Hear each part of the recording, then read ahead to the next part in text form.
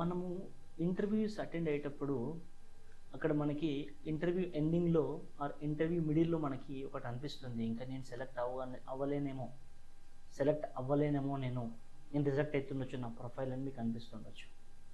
So, మన profile reject అవుతుందేమో, నేను ఇంటర్వ్యూ సెటిల్ గానేమో అని నీకు అనిపించినప్పుడు కొద్దిమంది ఏం చేస్తుంటారంటే, వాళ్ళ వే ఆఫ్ మోడ్, వాళ్ళ యాటిట్యూడ్ చేంజ్ చేసుకుంటారు. ఎట్లాగో నేను రిజెక్ట్ అవుతున్నా కదా! సో, ఏది పడితే అది మాట్లాడదాం. లైక్ ఏదన్నా ఒకటి మాట్లాడదాం అని అలా మాట్లాడొద్దు.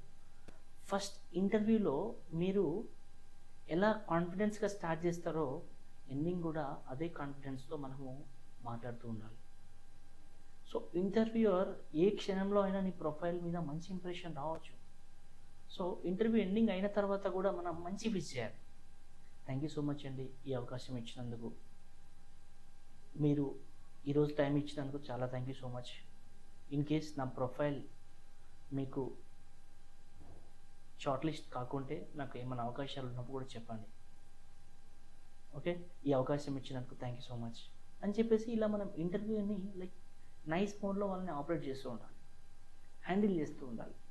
లైక్ వాళ్ళ ప్రతి మాటను కూడా మనం అబ్జర్వ్ చేస్తూ ఉండాలి. తను ఏ మూడ్ ఆఫ్ టోన్లో మాట్లాడుతున్నాడు, మనం ఎలా మాట్లాడాలి, మనం ఏ విధంగా ఆన్సర్ ఇవ్వాలి, మన యాటిట్యూడ్ ఎలా చూపించుకోవాలి ఇంటర్వ్యూలో, ఎంత ప్రొఫెషనల్గా మనం మాట్లాడుతూ ఉండాలి అన్నది మనం క్యాప్చర్ చేయగలగాలి.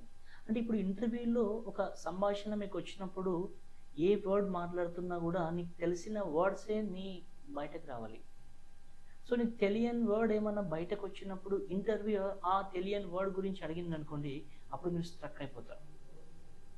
ఓకే, ఫర్ ఎగ్జాంపుల్ ఎలా అడుగుతున్నారంటే, మీకు ఒక కాన్సెప్ట్ ఏమన్నా తెలిసింది అనుకోండి.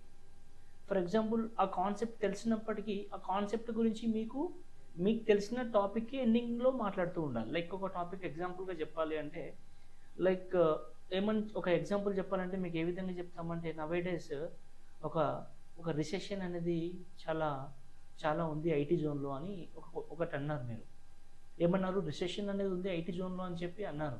అప్పుడు ఇంటర్వ్యూర్ ఏమంటాడు, రిసెషన్ అంటే ఏంటి, లైక్ ఏంటి అని అడుగుతాడు. అంటే మీరు రిసెషన్ అనేది ఉంది ఐటీ జోన్లో అని మనమే అన్నాం కాబట్టి ఇంటర్వ్యూ డెఫినెట్గా రిసెషన్ అంటే ఏంటి అని 90% స్కోప్ ఉంది ఈ క్వశ్చన్ అడగడానికి. అంటే క్వశ్చన్ అడిగినది మనమే కదా, డెఫినెట్గా అక్కడ నుంచి వచ్చే క్వశ్చన్ కూడా మనం అడిగిన దాంట్లోకి వెళ్ళే క్వశ్చన్ వస్తుంది, మనం చెప్పిన దాంట్లోకి వెళ్ళే క్వశ్చన్ వస్తుంది. సో, అప్పుడు మనం ఆ రిసెషన్ గురించి ఎక్స్ప్లెయిన్ చేసేటట్టు ఉండాలి. మళ్ళీ ఎక్స్ప్లెయిన్ చేసి మనం ల్యాండ్ చేసేటప్పుడు ల్యాండ్ చేసే వర్డ్ డెఫినెట్గా మనకు తెలిసి ఉండాలి. అలాంటప్పుడు మీ ప్రొఫైల్ ముందుకు వెళ్ళిపోతుంటుంది, రౌండ్ ప్రాసెస్ కూడా నీట్గా వెళ్ళిపోతుంటుంది, సంభాషణ అనేది నీట్గా జరుగుతుంటుంది మీకు ఆ ఇంటర్వ్యూవర్కి. సో, అలా మీరు ఏదైనా అలా ఒక డిబేట్లో మీరు ఏమైనా చెప్పినప్పుడు చెప్పినా ఒకలాగానే ఉండాలి, చెప్పకున్నా సేమ్ యాటిట్యూడ్ ఉండాలి. చెప్తే ఒకలాగా, చెప్పకపోతే ఒకలాగా ఉండొద్దు. ఓకే, సో నేను ఏం చెప్తున్నా, ఈ వీడియో మెయిన్ కంటెంట్ ఏంటంటే, చాలామంది ఇంటర్వ్యూ అయిన 10 minutesకి వాళ్ళకి తెలిసిపోతుంది ఇంకా నేను రిజెక్ట్ అవుతానేమో అని చెప్పేసి. అలా అనుకున్న వాళ్ళకి ఏం ఆలోచించాలి అంటే, అలా తెలిసిపోయినప్పుడు నీ యాటిట్యూడ్ చేంజ్ అవ్వద్దు. సేమ్ అదే మేనర్లో ఆ ఇంటర్వ్యూని నువ్వేం చేసి ఉండాలి, మేనేజ్ చేస్తూ ముందుకు వెళ్ళిపోతూ ఉండాలి. Okay, so end of the day నేను చెప్పినట్టుగా చాలా మంచిగా విష్ చేస్తాం అనుకోండి, డెఫినెట్గా వాళ్ళకి మీ మీద మంచి ఇంప్రెషన్ ఉంటుంది.